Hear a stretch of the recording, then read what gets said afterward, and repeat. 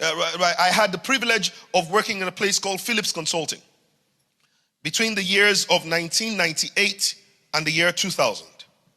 And when I was going to join Phillips Consulting in the year 1998 in April, I remember that they told me that I needed to start my career as an associate consultant, even though I had just finished my MBA. And they said to me, well, because you have not practiced with your MBA, our structure does not allow you to come in at higher than associate consultant.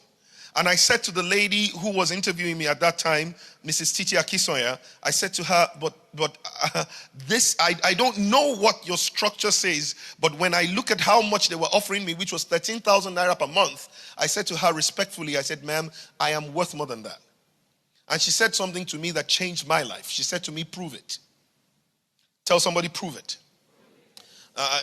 Those were the words that formed the basis for everything that I'm still doing today. She said, after prove it, she said, prove your worth. The moment she said that, she gave a promise and said, whatever you are worth, I will match it as you prove it. Now that opened the windows of heaven for me. Ladies and gentlemen, in 14 months, I was promoted 4 times. My salary went from 13,000 naira to 130,000 naira in 16 months. It is said, I don't know whether anybody has beaten that record till date, but it is said that in Phillips Consulting, no one had ever risen that fast. And the point being that the career pace was a structure, was a chariot set by man.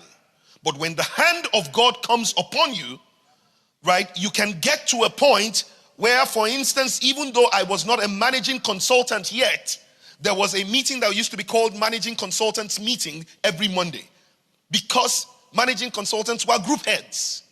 But they had to change the name of the meeting to Group Heads Meeting to be able to accommodate me, because I was managing a group that was one of the most profitable groups in Phillips Consulting called the Customer Service Group. And since I was not a managing consultant yet, they couldn't call it a managing consultants meeting because I shouldn't have fitted. So they changed the name of the structure to include me. I don't know whether you understand what I'm trying to say. Oh no, somebody is still not getting my point here.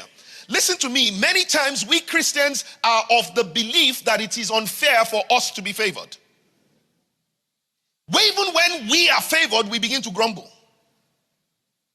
We don't, and Christians are the first to be able to say it is not fair. Then, well, God said, do not fear me.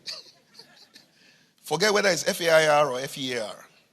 Fair is not in the game. What is the point of being a Christian if you have no advantage? Tell me. Why bother?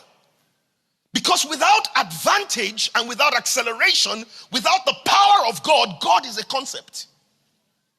That's what he's reduced to.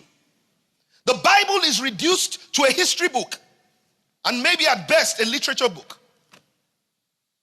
We need to understand that as Christians, we have advantage. Jesus said, it is to your advantage that I go to my Father in heaven so that I can send you the Holy Spirit. Somebody say, I have the advantage.